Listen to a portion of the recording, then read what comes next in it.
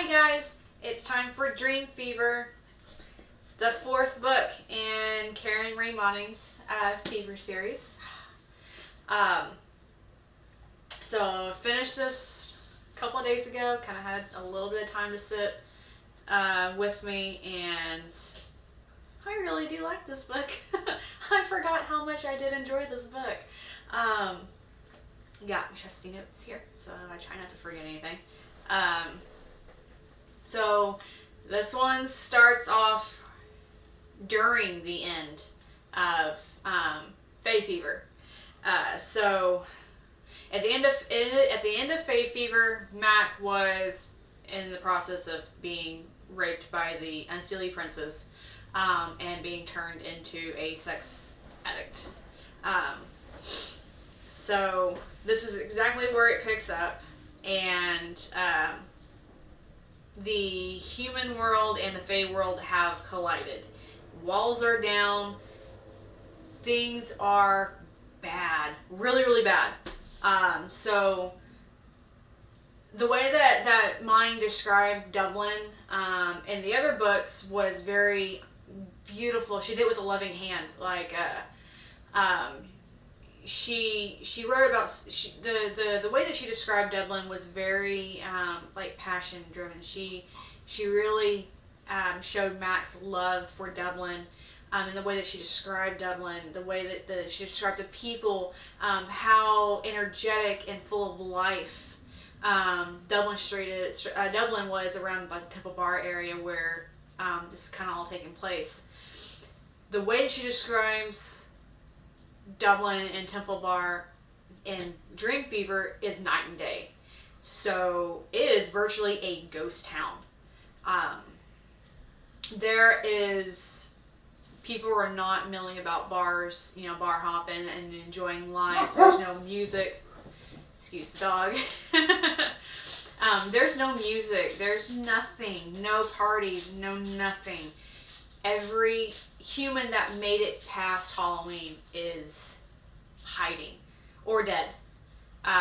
So when the worlds collided, the Fae, pretty much the wild hunt ensued.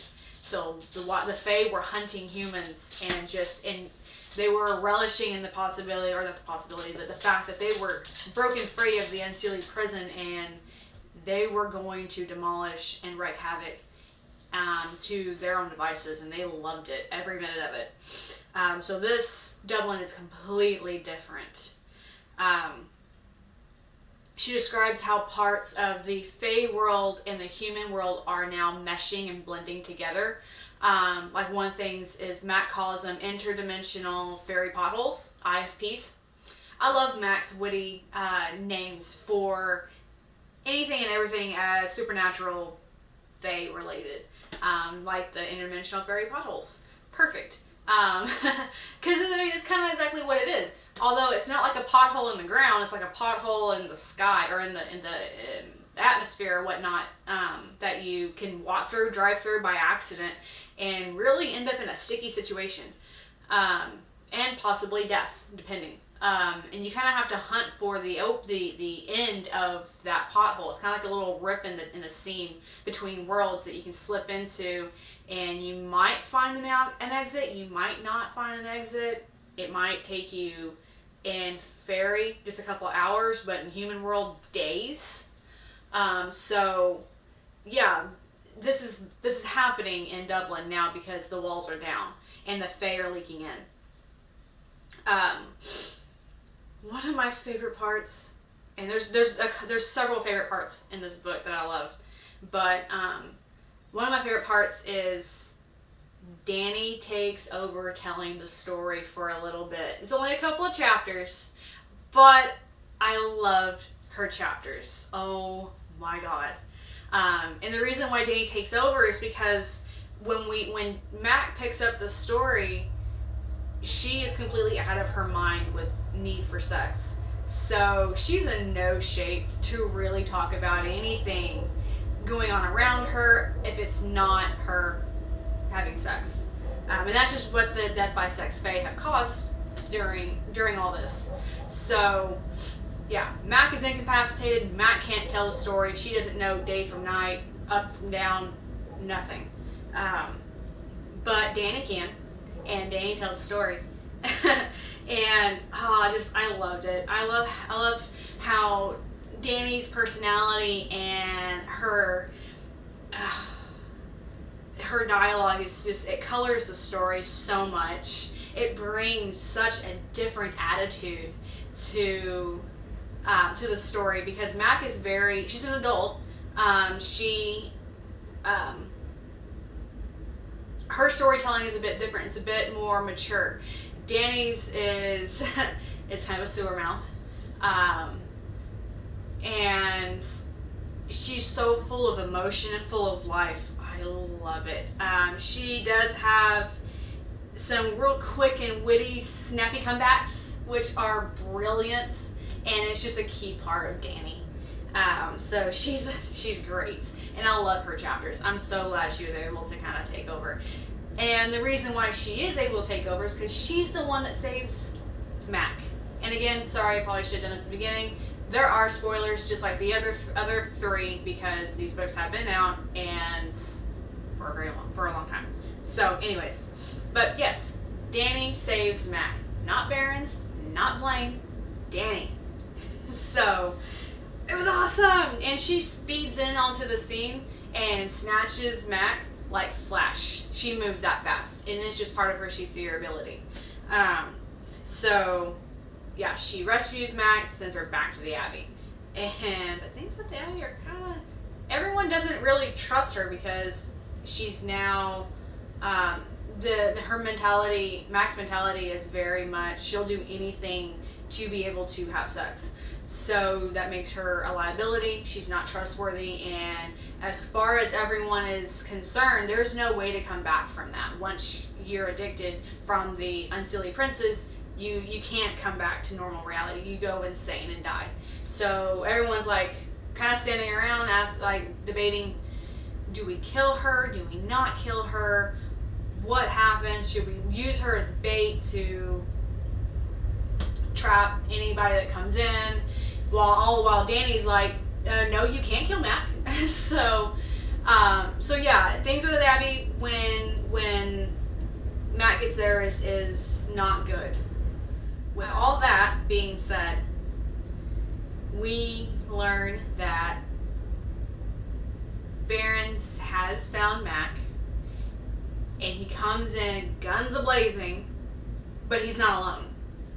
There are 8 others with him that are just like him, and Danny can tell, because she gets a reading from him, because like with all these series, you can sense Fae or otherworldly, but she's not picking up on a Fae reading from him. Like, he's not Fae, but he's not human either, which is something that we've already kind of digressed.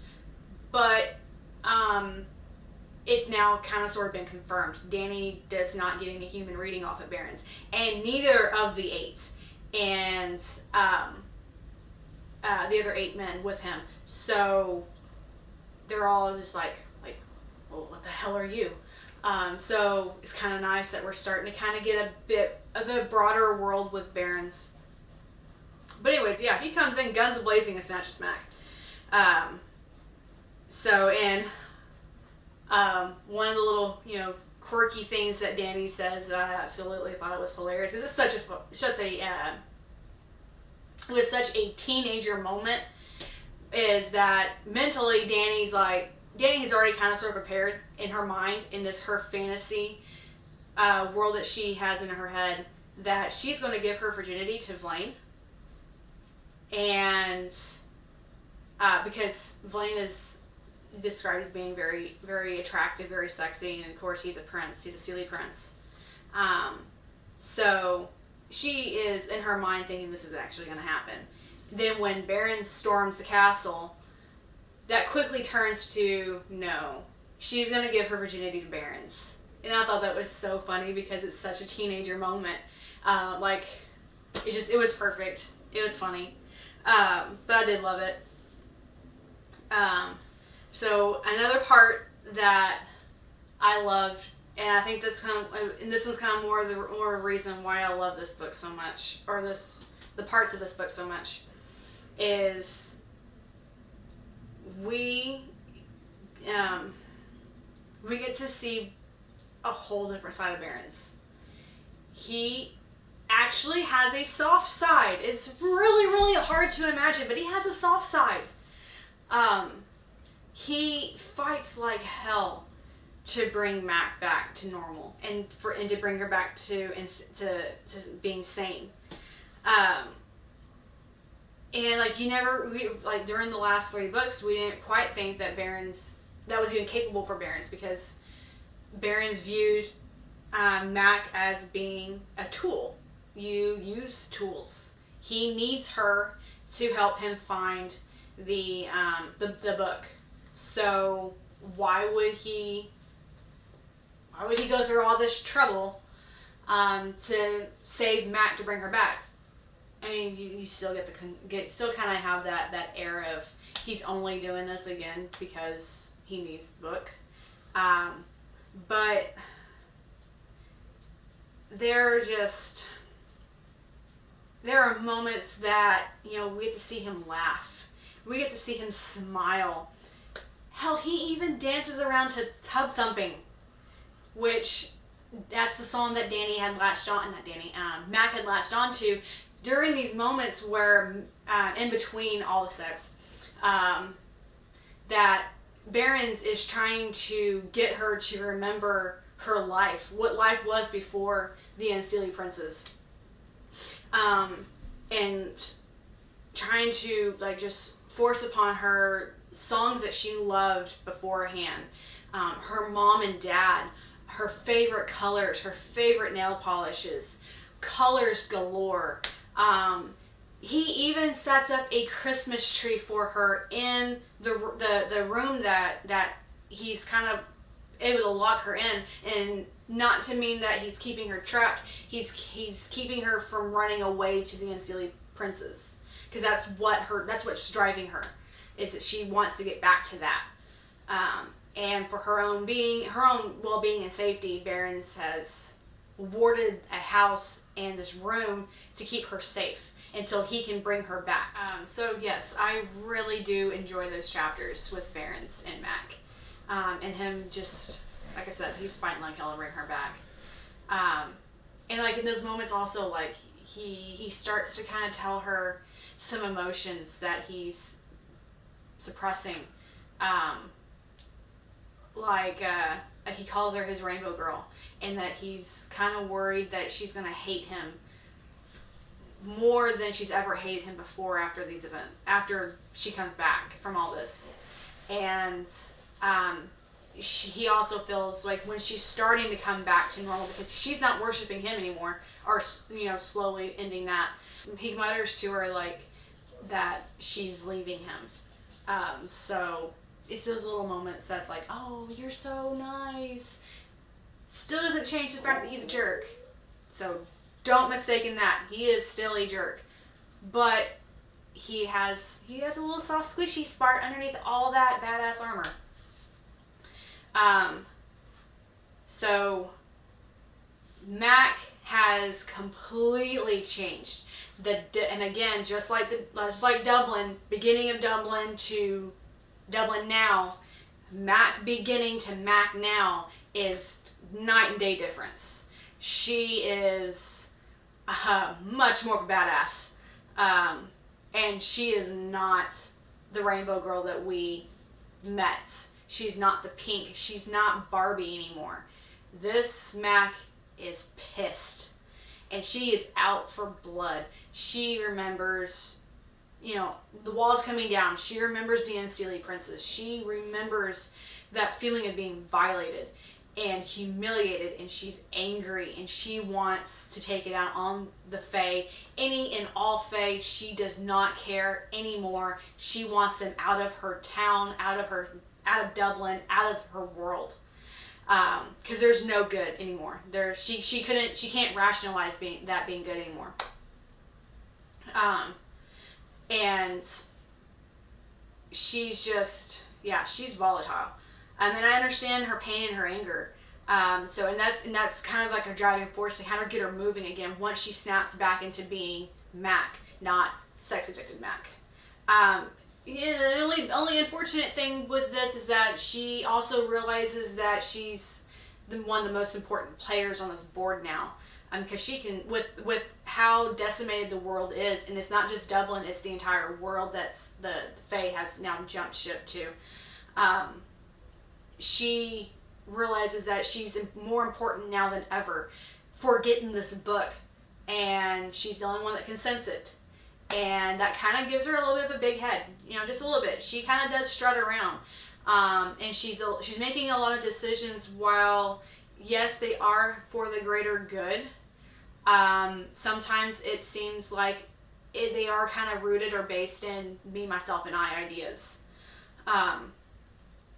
Again, fine to a degree, because Mac has done a lot for everyone else and hardly anything for herself. That is really based in survival. But it kind of comes off as being a little big-headed. She's thinking more. She's not taking everyone else's situation or consideration into her planning and her deals. But she has gained a couple little cool things from being addicted to the sex from the Unseelie Princes. She is now immune to the death by sex Fae. Like Blaine comes in and he's like ramped up the sexuality on him, and she doesn't flinch. Nothing. She doesn't feel him. She sees him as being attractive, but nothing. And she can also walk through wards, which comes in handy when because she does go back to the Abbey, and Danny and her start looking for the libraries that held all the information about the past, about how the Abbey was supposed to protect the book, how Fae lore, anything and everything about She-Seers. And there's wards around every library that holds all this important information, and Matt can get through damn near all of them. So she does use this ability to the best. So great. There are more Mac and Rona moments, and Rona, man, you just really love to hate this person. I guess really less love, more hate, but this woman actually reminds me of the lady from that priestess person from Silent Hill, the movie Silent Hill, that killed Alessa, or had Alessa burned or cleansed. So yeah, this is kind of the mentality that I feel like they kind of do one the same. That lady could play Rona really, really well. But yeah, and they have a pissing contest between Rona and Mac, and the rest of the She-Seers that have survived Halloween,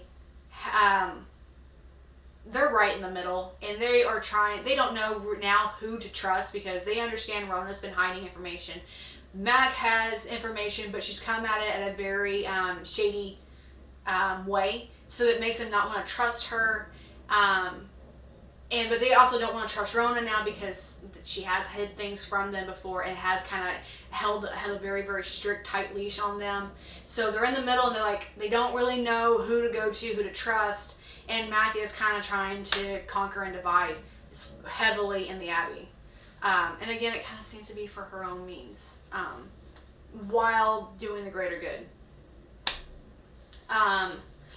So we do finally get to meet Raiden. So awesome. And I really do like this character. He seems to be a bit of a less jerk than Baron's, but a bit more straightforward. And he owns Chester's, which is a nightclub, and that's kind of a neutral ground. That's where all the Fae and the humans go, and the humans that have now latched onto, Fae's the new trend. Let's go and have sex with the Fae. Let's go and get high or drunk with the Fae and become one with them. And they're going to take us to fairy, and everything's going to be perfect. And it's just like underground cultures for, I guess, vampires or whatnot. So it's this kind of the new, oh my god, in trend. But her and Mac and Raiden do go kind of toe to toe, and the reason why I say Raiden's a bit more straightforward than Baron's is he has told Mac in no uncertain terms that while Chester's is middle ground or neutral ground, she is one not allowed to come in armed, and if she does, he will kill her. So there's no ifs, ands, or buts about that. He's there to make money. Humans are making money, or giving him money. I think some of the Fae are doing things for him as well. I'm not 100% sure on that. But, yeah, he's not jeopardizing his business. He will kill her. So, but, you know, we finally get to meet Raiden. So I was really happy about that. The big baddie, which I realized that I have not talked about in any of the other videos, or for these books, is the Lord Master Adrerok. Darroch. Sorry. Butchering the name. Horribly. Sorry. But, or the LM. We'll just call him the LM because it's easier. But yeah, so he's the villain that's after these books. He's the one that dated Elena, as well. So, and he's the one that Mac really wants to kill because she has pinned all of her thoughts and plans and ideas that he is the one that killed Elena. And even though he says that he didn't, she doesn't give anything. She doesn't care about him. She wants him dead. So, and they're like, so yeah, he's a bit more brazen now that the walls are down. He did used to be Fae. And he is going to get his ends, the means to his ends one way or the other. So Mac has also kind of sort of learned a new little trick. Sorry, cat. Mac has learned a new trick. She has the ability to push inside Baron's mind, which gives us a whole different look. So it's just Baron's is not like a two-sided coin. I feel like he's more like a cube. There are so many different sides to this man, but with her pushing into his mind, we've kind of gotten a glimpse of his past. So this, we get to see, his past and dealing with the Fae. But it's never enough to really teach us anything about him. We don't learn jack crap about him through these little glimpses, other than he is ancient and he's a mercenary through and through. That's something that that kind of gives us a little bit more of an insight for Barons. The last few chapters of this book I really did enjoy. It's probably, again, one of my most favorite parts, besides the beginning. Just things have hit the fan. The LM has given Mac 3 days to choose between giving him the Seelie stones and or dying, or being forced to give them to him. And he pulls a below the belt move and captures Mac's mom and dad, and the fastest way to get to them is through the silvers that the LM has unfortunately set up to reach her mom and dad. And the silvers are a mode of transportation for the Fae. And while she's in the tunnel of the silver, the LM forces her to show him that she has the stones. And when she does, things go from bad to worse. She is quickly sucked out of that silver and dropped into the Hall of All Days, which is like a terminal for the silvers. And that really screws with your mind. It's really, really bad. I like how she described how it's basically insanity. Because there's so many worlds and realms and just converge all into one place that it messes with your psyche. So I thought that was really, really cool. We do finally get to see where Christian is, because Christian, we had learned that Christian in the beginning of this book has been MIA. He got sucked into the silvers or to a portal or something, and ended up in one of the Fey realms, is kind of bouncing back and forth or whatnot. And we do get to see him. The unfortunate thing is he's right there on the verge of death, and Mac force feeds him the flesh of the Unseelie that she's had in her pocket, and we don't know if it's because he's in the Silvers or not, but some really weird and bad things are happening. He's changing, and not for the better. We also get to kind of learn about IYD, which is in the phone that Barons gives Mac. IYD is the last possible resort call button for her. That's if you're dying. Well, Mac pushes it because she is trapped in the Silvers, and she is in a kind of a sticky situation. So she really does think she's about to die, and she pushes it. And bad things go from badder to the worst possible situation. A beast arrives, and it's kind of a coincidence. She pushes a button and it shows up, but she's not 100% sure if this actually is due to her pushing the button. But this beast is a beast. He is, ancient, prehistorical, bad. He's a baddie. But he kind of seems to turn into be protecting her, which is a little weird. Don't know why. So through all this, Raiden does end up finding Mac. He has been hopping Silvers trying to find her, and he's trying to get her out of the Silvers through a way that he knows. And the beast ends up attacking Raiden and kills Raiden. And in desperation to save Raiden's life, Mac kills the beast.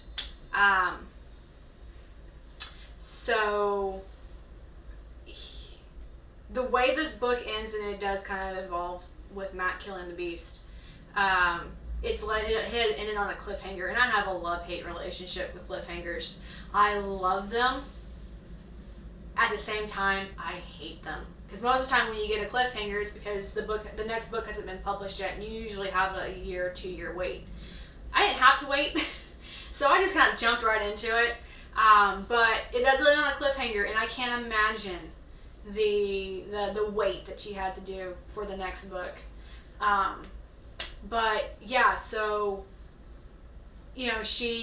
Mac just killed the only protector that was doing its job in this Silver, because he was definitely keeping everything away from her. But out of fear for the only person that showed up to get her out of here is now dead, she's left to what the hell do I do? And I don't want to give too much away because, at least on this part, because I want people to kind of experience the emotion that Matt goes through, because some things are bad. Overall, I love the flow and the pace of this book. And again, the trend for the series really does seem like every other one is good and bad, or good and kind of good. And it holds true. This one was really good. The pace was good. Matt goes in. I mean, when Matt finally comes back, she's, again, out for blood. Things are moving really fast because they need to figure out how to get this book and quickly. How to stop the Lord Master from doing any more damage than what he's already done. So I really did enjoy this book a lot. And there was a lot more parts of this book that I feel I really did enjoy. 2 minutes, almost done. I think the only negative thing I have to say for this book is the foreshadowing, and it's something that I only noticed with rereading. There is the foreshadowing. If you pay attention to it, or if you go back and reread the books, you can almost nail what's about to happen.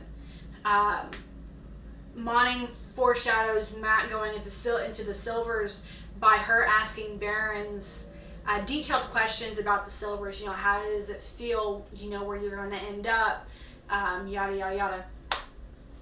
And also with the dialing IYD on the phone, because Ryden threatens her to don't play around with that button. You know, bad things will happen if you press that button and you're not dying. And he tells her again in no uncertain terms, she pushes that button just for shits and giggles, he will kill her because she's toying with something that does not need to be toyed with. So there's little foreshadowings like that and I kind of noticed it during the other book, but I really caught on to it in this one, mainly because I was remembering how this book ended during the reread, and yeah, so it was, the foreshadowing did kind of give a little bit away if you know where to look. But overall, I really did enjoy this book.